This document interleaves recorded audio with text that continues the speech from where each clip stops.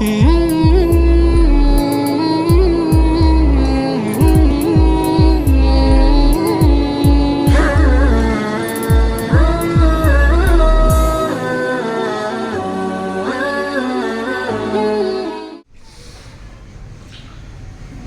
بالله من الشيطان الرجيم بسم الله الرحمن الرحيم من عمل صالحا من ذكر أو أنثى وهو مؤمن فلنحيينه حياة طيبة ولنجزينهم أجرهم بأحسن ما كانوا يعملون فإذا قرأت القرآن فاستعذ بالله من الشيطان الرجيم صدق الله العظيم.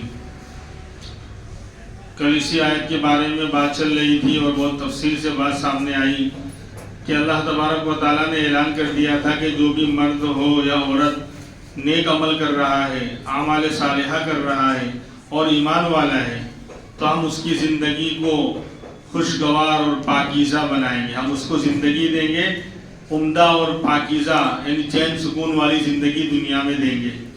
یہ انعام دنیا میں ہوا کہ دنیا میں اس بندے کو مصیبت آئے گی بھی، بیماری آئے گی بھی تو بھی زیادہ اس کا نقصان نہیں ہوگا، اس کا دل مطمئن رہے گا. ایمان والے کی یہ پہچان ہے کہ نیک عمل کر رہا ہے اور ایمان والا ہے تو دنیا کی زندگی اللہ اس کی عمدہ بنا دیں گے. بیماری آئی، راحت اور تکلیف آئی لیکن زیادہ اس پر اثر نہیں ہوگا. کل تفصیل سے بات آئی تو ایک تو بدلہ دنیا میں یہ ملا کہ اس کی زندگی کو حیاتاً طیبہ اللہ نے بنا دیا، عمدہ اور بہترین زندگی اللہ نے بنا دی. اور وَلَنَجْزِيَنَّهُمْ أَجْرَهُمْ بِأَحْسَنِ مَا كَانُوا يَعْمَلُونَ. دوسرا انعام یہ ملا، اللہ فرماتے ہیں ہم ان کو بدلہ دیں گے، ان کا اجر ان کے اس اچھے عمل پر جو وہ کرتے تھے دنیا میں اس کا اچھا اور بہترین بدلہ ہم دیں گے. اللہ دیں گے، کتنا دیں گے اللہ نے اپنے ذمے لے رکھا ہے. دنیا کا چھوٹا انسان، ایک سیٹ آدمی کہے کہ بھائی ہاں آپ میرا کام کر دو میں آپ کو انعام دوں گا، تو آدمی سیٹ سے جو ہے اچھے انعام کی امید رکھتا ہے. اور اگر اس سے بڑا آدمی کوئی جو ہے کارپوریٹر کہہ دے کہ تم میرا یہ کام کر دو میں تم کو انعام دوں گا تو اب 10-20 ہزار 50 ہزار کے انعام کی امید رکھے گا کہ یہ تو کارپوریٹر ہے. اور اس سے بڑا آدمی ہو اگر MLA کہہ دے کہ تم میرا یہ کام کر دو میں تمہیں اجر و انعام دوں گا تو آدمی 50 ہزار اور 1 لاکھ کی انعام کی توقع رکھے گا کہ اتنا تو کم سے کم مل ہی جائے گا. اور اگر MP صاحب کہہ دیں ممبر آف پارلیمنٹ کہ تم میرا یہ کام کر دو میں تم کو انعام دوں گا تو آپ 1-2 لاکھ کی کم سے کم امید رکھے گا. اور اگر CM کہہ دیں کہ میرا یہ کام کر دو پھر تو 2-5 لاکھ سے کم کی امید نہیں رکھے گا. اور اگر PM کہہ دیں تو پھر بشرطے کہ ہر ملک کا PM مراد نہیں ہے، آپ سمجھ رہے ہیں، تو واقعی وعدہ پورا کرنے والا ہے تو 5-10 لاکھ سے کم کی امید نہیں رکھے گا. تو یہاں تو مالک الملک، دونوں جہاں کا بادشاہ جس کے قبضے میں سب کچھ ہے، ساری دنیا کے خزانے اس کے قبضے میں ہیں، وہ کہہ رہے ہیں ہم ان کو ان کے اچھے عمل کا بدلہ ہم دیں گے. جب وہ مالک دینے پر آئے گا تو خزانے کھول دے گا، دہانے کھول دے گا انعامات کے. تو دنیا بھی سنور گئی اور آخرت میں بہت زیادہ اجر عظیم اور اجر کا بندہ مستحق بنے گا. اس لیے دنیا میں جو ہے اپنے اعمال کو درست کرنے کی کوشش کرنی چاہیے. اور کل میں نے اس سوال کا جواب بھی دیا تھا کہ اعمال کو ٹھیک کرنے کا مطلب خالی نماز روزے کو ٹھیک کرنا نہیں ہے، بلکہ کاروبار کی کوشش کرے، عبادت کو بھی ٹھیک کرے، معاملات کو بھی ٹھیک کرے. معاملات میں کاروبار بھی آ گئے، جو بھی ہنر اس کو معلوم ہے، جو بھی اس کی لائن ہے، اپنی لائن کے اعتبار سے کوشش کرے اور دکان کھولے، کاروبار میں جائے، پھر آگے کا معاملہ اللہ کے حوالے کرے. کہتے ہیں اللہ کے ہم حالات ٹھیک کریں گے، زندگی ہم سنواریں گے، بندے اعمال تو ٹھیک کر اور تیرے حالات ہم ٹھیک کریں گے. یہ بالکل سیدھا سیدھا ضابطہ ہے. تو یہ بہت بہترین آیت تھی. کل تفصیل سے میں نے بات بیان کی لیکن آن لائن ہو رہ گئی. خیر، آگے جو آیت آ رہی ہے اس کے بارے میں اللہ فرماتے ہیں کہ دیکھو انسان کے ساتھ دنیا کے اندر جو ہے جب وہ دنیا میں آیا تو نفس بھی لگا ہوا ہے، شیطان بھی لگے ہوئے ہیں. اور دشمن جو ہے 2 طرح کے انسانوں کے اندر ہی اس کے دشمن ہیں جو اس کو دین پر چلنے نہیں دیں گے، اور ایک چھپے ہوئے جناتوں میں دشمن ہیں. تو دونوں کے حملے اور دونوں کا اثر اس کے اوپر ہوتا ہے. تو اب اس سے پہلے تو ہم نے دیکھا کہ بھائی بندہ وعدہ پورا کر نہیں پاتا یا قسمیں کھا کر اللہ کے نام کی بے حرمتی کر جاتا ہے، دوسرے گناہ کر جاتا ہے، تو اس کی وجہ ہے ایک تو یہ کہ ایک تو انسانوں میں اس کے دشمن ہیں جو کافر مشرک ہیں. سارے کافر مشرک ایسے نہیں، لیکن ان کے اندر دو طرح کے وائرس ہیں. ایک وائرس وہ ہوتا ہے نارمل کہ دوا دارو سے جو ہے وہ ٹھیک ہو جاتا ہے، جس سے ہم بیمار ہوتے ہیں تو ایک نارمل وائرس ہوتا ہے کہ دوا لے لی، گولی لے لی اور پرہیز کر لیا تو وہ وائرس ختم ہو گیا، بیماری ٹھیک ہو گئی. لیکن ایک وائرس خطرناک ہوتا ہے کہ دوا سے اور انجیکشن سے کام نہیں چلتا، بلکہ وہ کسی عضو کو بدن کے اپنی چپیٹ میں لے لیتا ہے. کیا ہے وہاں وہ اتنا خطرناک پھیل رہا ہے جیسے کینسر کا وائرس کہ اس کو تو کاٹ کر نکالنا ہی پڑے گا، دوا سے اور گولی سے کام چلنے والا نہیں ہے. تو ایسے ہی انسانی پوری دنیا ایک انسانی جسم ہے، تو اس پوری دنیا کے انسانی جسم کے اندر کفر کے دو طرح کے وائرس ہیں. ایک سمجھانے سے کام چل گیا، دوا دینے سے کام، بھائی تم اپنے دھرم پہ عمل کرو، ہم اپنے مذہب پہ عمل کرتے ہیں، تم ہم کو کچھ نہیں کہو گے، لکم دینکم ولی دین، تم کو تمہارا دین مبارک، ہم کو ہمارا. تم کو اگر اسلام نہیں قبول کرنا ہے، زبردستی نہیں ہے، بات کا پہنچانا اور تبلیغ کرنا یہ ذمہ داری تھی. تم تک ہر کافر تک بات تو پہنچے گی، وہ جانتے ہی ہے دنیا کے ہر بسنے والا ہر کافر. تو بھائی تم اپنے دھرم پہ عمل کرو، ہم اپنے مذہب پہ عمل کرتے ہیں. تو بہت سے لوگ وہ ہے نارمل ہے کہ وہ نہ خود وہ اپنے دھرم پہ چل رہے ہیں لیکن مسلمانوں کو کچھ نہیں کہتے کہ تم اپنے عمل کرو، ہم اپنا کرتے ہیں. تو یہ تو وہ وائرس ہے جو دوا دارو سے کام چل گیا، سمجھانے سے بات کرنے سے. لیکن دوسرا اسٹرانگ خطرناک وائرس ہوتا ہے کہ آپریشن کرنا پڑتا ہے. تو اب کافروں میں بہت سے وہ لوگ ہیں کہ خود تو اسلام قبول نہیں کر رہے ہیں، کلمہ نہیں پڑھ رہے ہیں، لیکن جو لوگ بیچارے مسلمان ہیں، کلمہ پڑھتے ہیں یا پڑھنا چاہتے ہیں، ان کو پڑھنے بھی نہیں دے رہے، ان کو دین میں چلنے بھی نہیں دے رہے. نہ ہم چلیں گے نہ کچھ چلنے دیں، کسی کو چلنے دیں گے. تو ظاہر سی بات ہے کہ یہ جو دشمن ہیں ان سے جو ہے مقابلہ میدان میں ہوتا ہے، ظاہر میں ہوتا ہے. لیکن ایک انسان کا دشمن جناتوں میں ہے، شیطانوں میں ہے، جو ظاہر میں ہمیں نظر نہیں آتے. ان کا بھی حملہ ہوتا ہے، وہ ہمیں نیک عمل کرنے نہیں دیتے، پریشان کرتے ہیں، وسوسے ڈالتے ہیں، غلط خیالات گناہ کی طرف لے جاتے ہیں. تو ایک تو وہ دشمن تھے انسانوں کے کافر کہ ان سے جو مقابلہ ہوگا تو ان کو ہم جو ہے حملہ کر کے ہرا سکتے ہیں. دوسرا وہ دشمن ہے جو چھپا ہوا ہے جناتوں میں، وہ وسوسے ڈالتا ہے، بہکاتا ہے انسانوں کو، حق راستے پر آنے نہیں دیتا، کوئی بھی نیک کام کرنا چاہے تو کرنے نہیں دیتا، طرح طرح کے وساوس اور خیالات ڈالتا ہے. تو اس کا علاج کیا؟ اس کا علاج یہاں بیان کیا جا رہا ہے کہ فَإِذَا قَرَأْتَ الْقُرْآنَ فَاسْتَعِذْ بِاللَّهِ مِنَ الشَّيْطَانِ الرَّجِيمِ. جب تم قرآن پڑھو یعنی قرآن پڑھنے کا ارادہ کرو، صرف قرآن پڑھنا ہے نہیں، قرآن پڑھنا تو ایک عنوان ہے، کوئی بھی نیک عمل کرنے کا ارادہ کرو اور خاص کر قرآن پڑھنے لگو اور ارادہ کرو تو اللہ کی پناہ چاہو شیطان مردود سے. یہاں تم ہم جو ہے تلوار لے کے حملہ کرنے نہیں جا سکتے کیونکہ یہ وہ دشمن ہے جو نظر نہیں آتا، جو سامنے ہمارے ہے نہیں، لیکن یہ ہمیں بہکاتا ہے، ہمیں حق راستے پر اور نیک کام کرنے پر یعنی بالکل آمادہ نہیں ہوگا، چلنے نہیں دے گا، رکاوٹ بنے گا، ہم کو بہکائے گا، ہم کو جو ہے ہمارے دلوں میں طرح طرح کے خیالات ڈالے گا اور انسان عمل کرنا چاہے گا تو بھی نہیں کر پائے گا. تو اس سے مقابلہ کیسے ہو؟ تو کہا اس سے جو ہے اللہ کی پناہ چاہ لو اور اللہ کے حوالے کر دو کہ اللہ تو ہم کو اس سے پناہ دے دے، تو ہم کو اپنی پناہ میں لے لے اور ان سے تو نمٹ. تو فَإِذَا قَرَأْتَ الْقُرْآنَ، جب تم قرآن پڑھنے کا ارادہ کرو تو فَاسْتَعِذْ بِاللَّهِ، تو اللہ کی پناہ چاہو. کس سے؟ من الشیطان الرجیم، شیطان مردود سے. اسی لیے قرآن کریم کے شروع کرنے سے پہلے، تلاوت کو شروع کرنے سے پہلے اعوذ باللہ پڑھنا یہ اسی آیت سے ثابت ہے. اگر صرف یہی آیت ہوتی تو تلاوت شروع کرنے سے پہلے اعوذ باللہ پڑھنا یہ واجب ہو جاتا، ضروری ہو جاتا. لیکن چونکہ یہ آیت بھی ہے اور اس کے مقابل میں بہت سی حدیثیں اللہ کے رسول نے تلاوت سے پہلے اعوذ باللہ کا اہتمام تو کیا ہے لیکن کبھی کبھی چھوڑ بھی دیا، ڈائریکٹ بسم اللہ پڑھ کر ہی آپ نے تلاوت شروع کر دی ہے. کیوں؟ تاکہ اعوذ باللہ پڑھنا یہ واجب نہ رہے. اگر ہمیشہ کا آپ کا معمول ہو جاتا، جس کو آپ نے ہمیشہ کیا ہے، کبھی نہیں چھوڑا ہے، تو وہ چیز کم سے کم سنت موقدہ بنتی ہے، کم سے کم درجہ اس کا سنت موقدہ کا ہوتا ہے، ورنہ وہ واجب ہو جاتی ہے۔ تو اعوذ باللہ کے بارے میں مسئلہ یہی ہے کہ قرآن کریم میں تو حکم دیا جا رہا ہے کہ جب تم قرآن پڑھنے کا ارادہ کرو فاستعیذ باللہ، تو اللہ کی پناہ چاہو شیطان مردود سے۔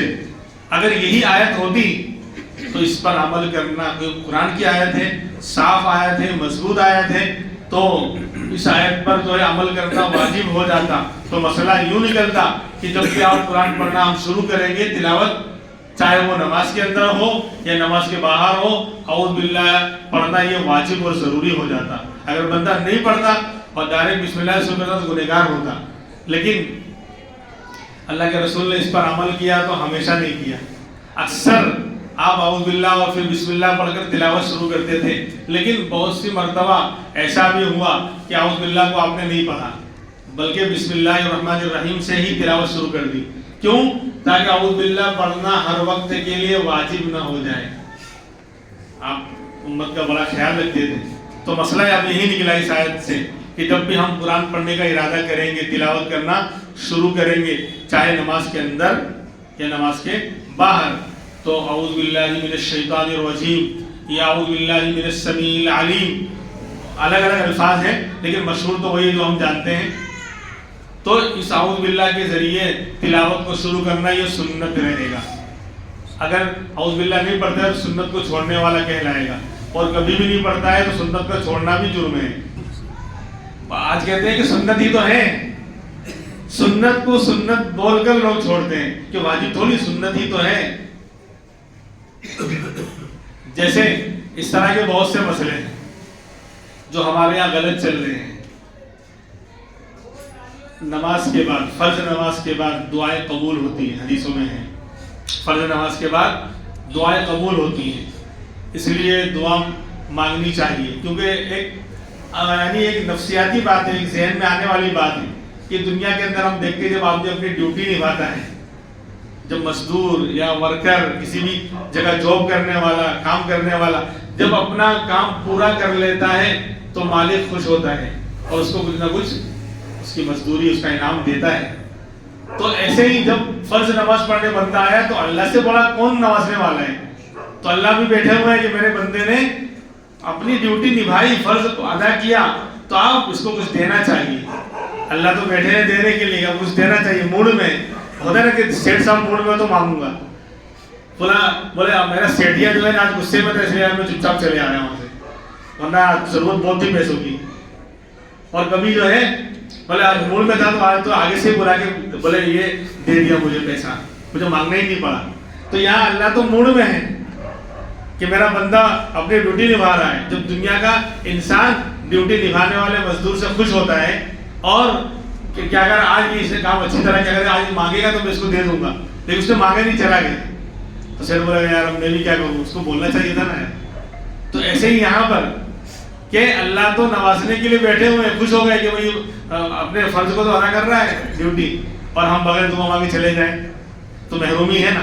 اس لیے فرض نماز کے بعد دعائیں قبول ہوتی ہیں۔ اللہ سے بڑا رحیم کون ہے کہ اس کے بندے اس کی یعنی ذمہ داری فریضے کو ادا کریں اور وہ نوازے نہیں دینا، وہ تو بہت بڑا کریم، اکرم الاکرمین ہے، ارحم الراحمین ہے۔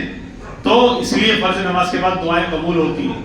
دعا مانگنا چاہیے، مستحب ہے، ضروری نہیں ہے، کبھی کبھی چھوڑ دیا جائے۔ اس لیے آپ دیکھتے ہو کبھی کبھی بولے کوئی چندے والا اعلان کرنے کے لیے آئے، میں نے مائک اس کو پکڑا دیا، آج بتا رہا ہوں آپ کو، اس کو مائک پکڑا دیا، پھر میں نے دعا ہی نہیں مانگی، مجھے لگتا ہے بھول گئے، بھولا نہیں، جان بوجھ کے چھوڑتا ہوں میں، تاکہ کیوں کبھی کبھی واجب ہمیشہ کیا جائے گا، سنت موقعہ کو ہمیشہ، لیکن جو مستحب چیزیں ہیں نا اس کو ضروری سمجھنا بھی بدعت ہے۔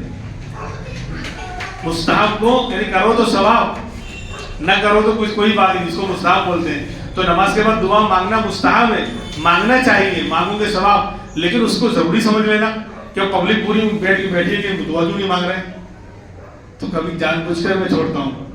ہمیں مسئلہ معلوم ہے، اس لیے کبھی اس بہانے سے تاکہ سانپ بھی مر جاوے، لاٹھی پہ چلنے والے نے اس کو مائک پکڑا دیا اور میں اٹھ کے کھڑا ہو گیا، کہ सांप بھی مر گیا لاٹھی بھی نہیں ٹوٹی, لوگ کیا سمجھیں گے کہ بھول گئے. بولا نہیں, جان بوجھ کے میں نے مائک پکڑایا ہے تاکہ ایک مستحب چیز کو لازم نہ سمجھا جانے لگے. سمجھ رہے بات کو؟ اب مسئلہ آپ کے سامنے آ گیا کہ بھائی فرض نماز کے بعد دعائیں قبول ہوتی ہیں اور دعا مانگنا مستحب ہے. مستحب کا مطلب کہ کرو تو اچھا ہے, ثواب ہے, نہ کرو تو کوئی گناہ. اب کیا ہے, اب بہت سے لوگوں نے اس کا غلط مطلب نکال لیا, وہ مانگتے ہی نہیں ہیں. اب مانگتے ہی نہیں ہیں تو اب پوچھے بھائی کیوں نہیں مانگتے, تو بولے ضروری تھوڑی مستحب ہے. تو اب روزانہ نہیں مانگتے تو اب ان کی بوجھی پکڑی جائے گی کہ نہ مانگنا بھی کہاں ضروری ہے, مانگ تو صحیح کبھی. سمجھ رہے ہیں؟ تو یہ بول کے اڑ جاتا ہے کہ دعا مانگنا ضروری تھوڑی ہے, مستحب ہے. تو نہ مانگنا بھی کہاں ضروری ہے, روز مانگتا ہی نہیں ہے. اثر کے بعد سلام پھرتے روزانہ اٹھ کے چلا جاتا ہے. کوئی آدمی مشغول ہو, بہت زیادہ ایمرجنسی مسئلہ ہے, اس کی بات نہیں کر رہا میں, لیکن بہت سے لوگ کو دیکھو معمول ہے نہ مانگنے کا. تو نہ مانگنا بھی کہاں ضروری ہے, کبھی مانگ کر نہ مانگنے کے واجب ہونے کو توڑ, کبھی تو مانگ تاکہ لگے کہ نہیں تیرے نزدیک نہ مانگنا بھی ضروری نہیں. تو روزانہ عمل کر کے کیا بتا رہا ہے کہ نہ مانگنا ضروری ہے, حالانکہ اللہ تو کہہ رہے مانگو, میں بیٹھا ہوں. اس لیے کبھی کوئی تقاضا ہو گیا آپ چلے گئے, کوئی مسئلہ نہیں ہے, اور لیکن مانگنا اہتمام کرنا چاہیے. کبھی کبھی ہم لوگ بھی چھوڑتے ہیں تاکہ ایک چیز لازم اور ضروری نہ ہو جائے. گہرے واجب کو واجب سمجھنا بھی بدعت ہے. گہرے واجب کو واجب سمجھنا بھی, یعنی جیسے مستحب کو لازم سمجھنا بھی بدعت ہے, ضروری سمجھنا کبھی کبھی چھوڑ دینا چاہیے. تو ایسے ہی بسم اللہ اعوذ باللہ کا مسئلہ ہے کہ تلاوت شروع کرنے سے پہلے, چاہے آپ نماز میں پڑھ رہے ہیں تلاوت یا نماز کے باہر, اعوذ باللہ پڑھنا سنت ہے. کبھی کبھی آقا نے چھوڑا ہے تاکہ واجب نہ ہو جائے, امت کے لیے راستہ نکالا ہے. اگر اللہ کے رسول ہمیشہ ہر تلاوت کے شروع میں اعوذ باللہ پڑھتے تو ہمارے لیے اعوذ باللہ پڑھنا بھی ہر وقت واجب ہو جاتا. اور بہت سے لوگ ڈائریکٹ بسم اللہ سے تلاوت شروع کرتے ہیں, اعوذ باللہ چھوٹ جاتے ہیں تو گنہگار ہوتے ہیں. تو یہ جو بھی قانون ساز ہوتا ہے نا, شریعت بنانے والا, وہ سارے پہلو کو سب کو لے کر چلتا ہے کہ میری امت میں ہر طرح کے لوگ ہوں گے, لہذا میں اس طرح کا راستہ اختیار کروں کہ امت کے لیے آسانی اور گنجائش رہے. تو اب اعوذ باللہ پڑھنا یہ واجب نہیں رہا بلکہ سنت ہو گیا. اب پہلی رکعت میں جب قرات شروع کی جائے گی ثنا پڑھنے کے بعد اعوذ باللہ یہاں تو پڑھنا سنت ہے بالاتفاق, سب ائمہ یہی کہتے ہیں. ہمارے یہاں بھی ہے, امام شافعی کے یہاں بھی ہے, سب کے یہاں ہے. لیکن دوسری رکعت میں, نماز کے اندر کی بات کر رہا ہوں, دوسری رکعت میں جب ہم کھڑے ہوں گے تو ڈائریکٹ وہاں تلاوت سورہ فاتحہ کی شروع ہوتی ہے, تو وہاں اعوذ باللہ پڑھا جائے گا یا نہیں؟ تو ہمارے یہاں نہیں پڑھا جائے گا. بالکل اول قرات کے وقت اعوذ باللہ پڑھا جائے گا, بالکل شروع میں. لیکن اب تو گاڑی رننگ میں آ گئی, سمجھے, گاڑی رننگ میں آ گئی. جب صبح میں اسٹارٹ کرتے ہیں تو کرتے ہیں تاکہ راؤس ہو جائے. اب جب رننگ میں آ گئے اب بیچ میں ہوں کرے گا تو بولے برابر چلاتے نہیں آتی, بیچ میں کیسے ہوں کر رہی ہے. میں سمجھ میں آ رہی بات؟ یہ فطرت کے موافق ہے احکام. اگر ہم غور کریں, اب ایک دم سے آپ بھی تلاوت کرنے آئے گا تو ایک تو اس کو جو ہے ایک دم سے گاڑی چلائے گا تو بھی چلے گی, ایک دم سے گاڑی تلاوت الحمدللہ رب العالمین گاڑی پک اپ پہ نہیں آئے گی. ایک تو نفس و شیطان لگے ہوئے ہیں, وہ سزے ڈال رہے, خیرات بھاگ کے ایک دم سے آیا ہے, خیرات کی دنیا میں لگا ہوا ہے کہ یہاں پر یہ پیسے دینے, یہاں یوں کرنا ہے, وہاں بیوی بیمار ہے, وہاں بچہ جو چلا رہا ہے, یہاں یوں ہو رہا ہے, ایسا ہو رہا ہے, دنیا بھر کے جھمیلے لے کر آیا ہے. ایک دم سے الحمدللہ رب العالمین سورہ فاتحہ تک تو یاد ہی آئے گا میں کہاں ہوں. تو کہا کہ نہیں, ایسے نہیں, پہلے گاڑی کو لے کھڑے ہو, اچھی طرح کر کیک مار, سب کچھ ٹھیک ہو جائے, پھر چلا. تو پہلے ثنا پڑھی جائے گی, اللہ کی تعریف اور تسبیح ہوگی, پھر شیطان مردود سے پناہ چاہی جائے گی. اب اللہ کے پناہ میں جب آ گئے, اب جو ہے ذہن حاضر ہوا, اب سکون ہوا. اب الحمدللہ بسم اللہ پڑھ کر اللہ کے نام کے برکت کو لے کر اب تلاوت شروع کر. تو اب گاڑی رننگ میں آ گئی, تو اب دوسری رکعت آئی تو بیچ میں ہے معاملہ, اس لیے اب اعوذ باللہ دوبارہ نہیں پڑھا, وہاں ہوں نہیں کیا جائے گا. 10 کلومیٹر جانے کے بعد پھر ہم لوگ کو ہوں نہیں کرتے, اب تو گاڑی چل پڑی ہے. تو اب ہمارے یہاں دوسری رکعت میں ڈائریکٹ بسم اللہ سے قرات شروع ہوگی, سمجھ رہے ہیں؟ اب اعوذ باللہ نہیں پڑھی جائے گی. اور دوسرا مسئلہ, یہ تو قرات کا تلاوت کا مسئلہ تھا. کہ شروع کرنے سے پہلے اعوذ باللہ پھر بسم اللہ پڑھی جاتی ہے، لیکن تلاوت کے علاوہ ہر دوسرے بہت سارے نیک کام ہیں، کھانا پینا، کوئی بھی اچھا کام شروع کرنے سے پہلے کہ اعوذ باللہ وہاں بھی پڑھا جائے گا؟ بولے نہیں، اعوذ باللہ خاص ہے تلاوت کے ساتھ، قرآن پڑھنے کے ساتھ۔ اب جیسے ہم کھانا کھانے بیٹھے ہیں تو بولے اعوذ باللہ من الشیطان الرجیم بسم اللہ الرحمن الرحیم، حلوہ نہیں، مسئلہ حل نہیں ہوا۔ حلوہ بولیں گے حل ہوا، مسئلہ حل نہیں ہوا۔ یہاں اعوذ باللہ نہیں پڑھنا ہے، یہاں کہاں شیطان کو بھگانا ہے، اس لیے اور پھر یہاں بسم اللہ پڑھا جائے گا۔ بسم اللہ سے ہر نیک کام اللہ کے نام سے شروع کیا جائے گا، تو کھانا بھی، پینا بھی، کپڑے پہننا بھی، ہر اچھا کام دائیں ہاتھ سے ہوگا اور بسم اللہ کے ذریعے۔ اور تلاوت میں یہ فرق ہے کہ وہاں اعوذ باللہ پھر بسم اللہ، وہاں پہلے اعوذ باللہ پھر بسم اللہ۔ کیوں؟ ہر وہ جگہ جہاں پر شیطان کے حملے کا زیادہ خطرہ ہے، قاعدہ، ہر وہ عمل جہاں پر شیطان کے حملے کا زیادہ خطرہ ہے وہاں اللہ کی پناہ چاہی جائے گی۔ آپ بیت الخلا میں جا رہے ہیں، وہ تو ان کا اڈا ہے، وہ تو ان کا گھر ہے۔ میں اپنے گھر سے تھوڑی لا کے بول رہا ہوں، کچھ جو بھی کہہ رہا ہوں قرآن حدیث کی روشنی میں بات کر رہا ہوں، ان کا اڈا ہے۔ الحشوش محتضرۃ قال النبی صلی اللہ علیہ وسلم، یہ بیت الخلا شیطانوں کا اڈا ہے، ان کے حاضر ہونے کی جگہ، محتضرۃ عربی کا لفظ ہے، حاضر ہونے کی جگہ، یعنی اڈا جہاں پر وہ رہتے ہیں۔ اور اب تو ہر گھر میں اڈے بن گئے، اب تو نہیں سمجھے آپ لوگ کیا مطلب؟ چلو بولو کیا مطلب؟ ہاں ہمارے عرفان بھائی سمجھے ہیں، بیت الخلا کی بات نہیں کر رہا ہوں، ہر بچہ شیطان کا اڈا بن چکا ہے، ہر چھوٹا بچہ شیطان کا اڈا بنایا جا رہا ہے کہ آؤ شیطانوں چپکو میرے بچوں کو، پھر میں دوا خانے لے کے بھاگوں اور ہماری رپورٹ نارمل آ گئی، پھر کہ اوپر کسی نے کچھ کر دیا ہے، تو ہی کر رہی ہے ماں، کیونکہ مال کا فتنہ ہے کہ یہ بھی ہے۔ پہلے بھی تو مائیں ہوتی تھی، پہلے بھی تو بچے پیشاب پخانا کرتے تھے، پہلے بھی تو مسئلے ہوتے تھے، ان کو دھلایا جاتا تھا، مٹی میں کھلایا جاتا تھا، اس سے جو تربیت ہوتی، جو باڈی مضبوط ہوتی تھی، پرورش ہوتی تھی، وہ اس کا معاملہ ہی الگ تھا۔ اب تو شیطان کو چپکایا جا رہا ہے۔ جب بڑوں کے لیے آپ سوچو، بہت بڑی بات ہے یہ، جب بڑوں کو بیت الخلا جانا ہے تو اللہ کے رسول نے بہت تاکید کے ساتھ کہا کہ اللہ کی پناہ چاہ کر دعا پڑھ کے جایا کرو، وہاں شیطان رہتے ہیں۔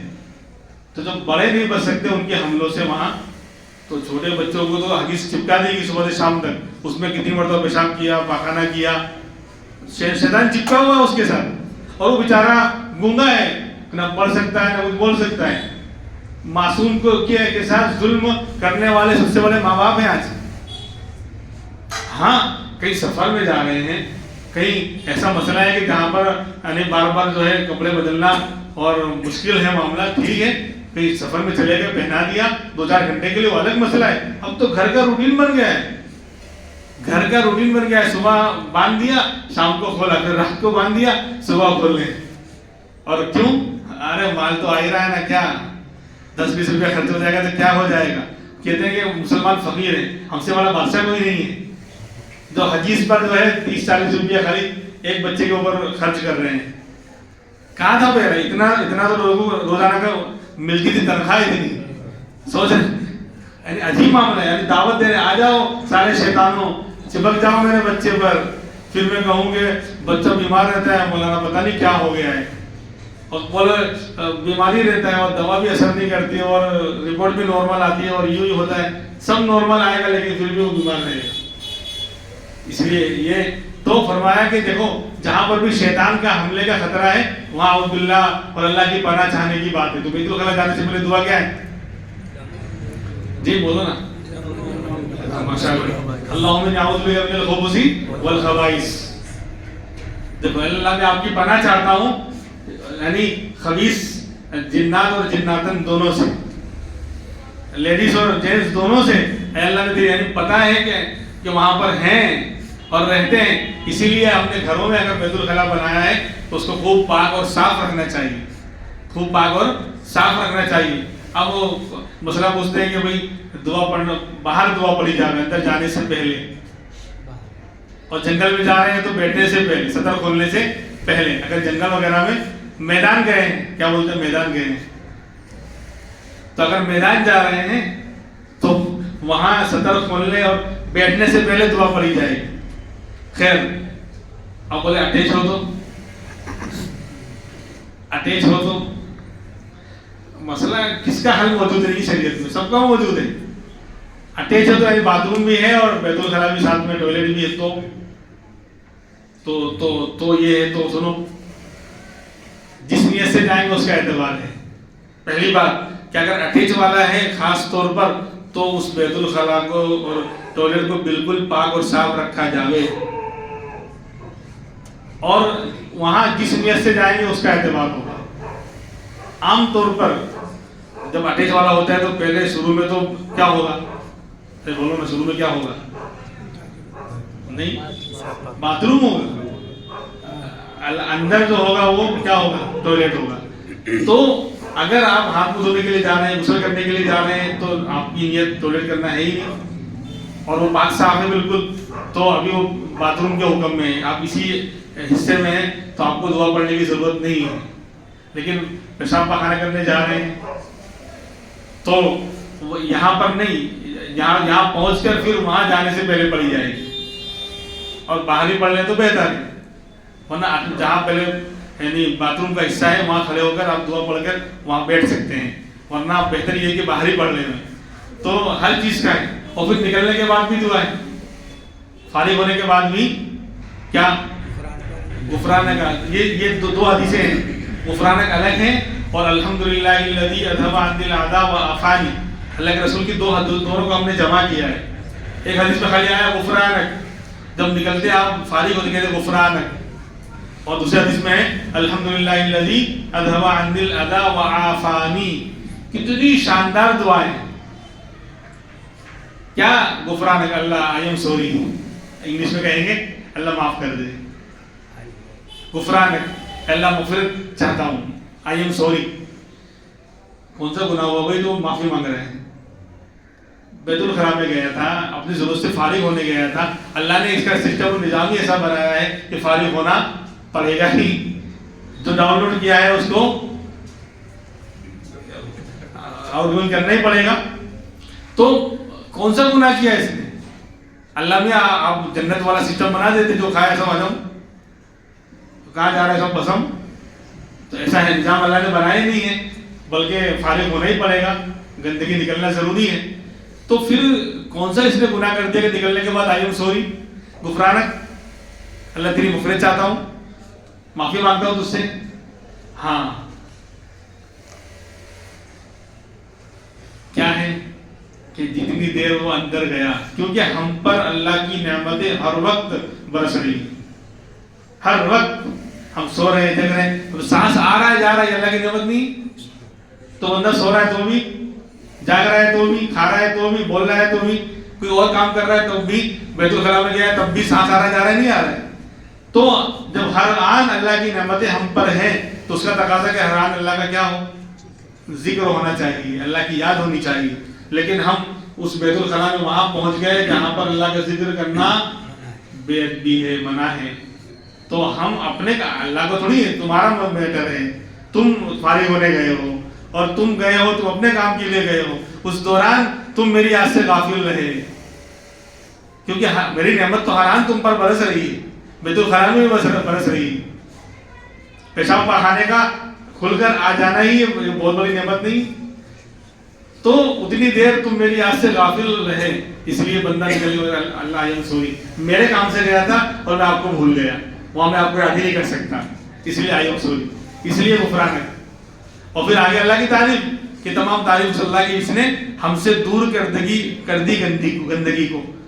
پخانہ ہو گیا، پیشاب ہو گیا تو گندگی تھی، وہ اگر اندر رہ جاتا، پیشاب رک جاوے تو ہزاروں لاکھوں روپے خرچ کرنا پڑ جاتا ہے. ڈائلسس کا مسئلہ جانتے ہیں نا، پخانہ رک جاوے ساری بیماری کی جڑ ہے قبض. تو اذھب عنی الاعداء، آپ نے ہم سے گندگی کو دور کر دیا. اس پر ہم آپ کی تعریف کرتے ہیں. وعافانی, اور آپ نے ہم کو عافیت دے دی, سکون دے دیا کہ بڑے ریلیکس ہو گیا, سکون مل گیا. کہ ٹرین جو ہے 3 دن کے بعد آئی گی. بعض لوگ عجیب و غریب ہیں, 2-3 دن تک جو ہے پتہ نہیں. ایک طالب علم تھا, فارغ ہو گیا ہمارے یہاں, 3-4 دن میں اس کو ٹوائلٹ ہوتا تھا, 4 دن میں. اور دونوں ٹائم کھانا ناشتہ سب چل رہا ہے, جاگا رہا ہے. یہ ڈاؤن لوڈ جو ہو رہا ہے وہ جاگا رہا ہے. بولا نہیں مفتی صاحب میرا تو معاملہ ایسے ہی ہے, 3 دن تک کچھ نہیں ہوگا, پھر جس دن ہوگا اس دن اتنی خوشی ہوتی ہے. تو یہ اللہ کا نظام ہے. اور کسی کو اگر 1-2 گھنٹہ لیٹ ہو جائے تو اس کی حالت خراب. خیر, تو یہ تو اللہ کی تعریف اس پر کرنی ہوتی ہے. تو جہاں پر بھی اللہ یعنی شیطانوں کے اثرات اور خطرات کا یعنی ہے اعتماد, وہاں اللہ کی پناہ مانگنے کی دعا ہے. تو تلاوت پڑھنا, کیونکہ نماز میں اور تلاوت میں اس کو شیطان کو بہت زیادہ بوجھ ہوتا ہے. اذان کے وقت بھاگتا ہے ڈر کے, اذان کا پاور ہے, اقامت کا پاور ہے, لیکن جیسے اذان ختم, تکبیر ختم, اقامت ختم, فوراً آ جائے گا اور وسوسے ڈالنا شروع کرے گا. اسی لیے 4 رکعت میں کبھی اللہ یاد نہیں آتی, وجہ اس کی یہی ہے. تو بہرحال فرمایا فَإِذَا قَرَأْتَ الْقُرْآنَ, جب تم قرآن پڑھنا شروع کرو, فَاسْتَعِذْ بِاللَّهِ, تو اللہ کی پناہ چاہو, مِنَ الشَّيْطَانِ الرَّجِيمِ, شیطان مردود سے.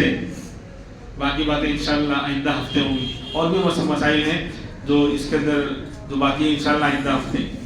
سبحان اللہ و بحمدہ, سبحانک اللہم و بحمدک, ونشهد ان لا الہ الا انت, ونستغفرک ونتوب الیک.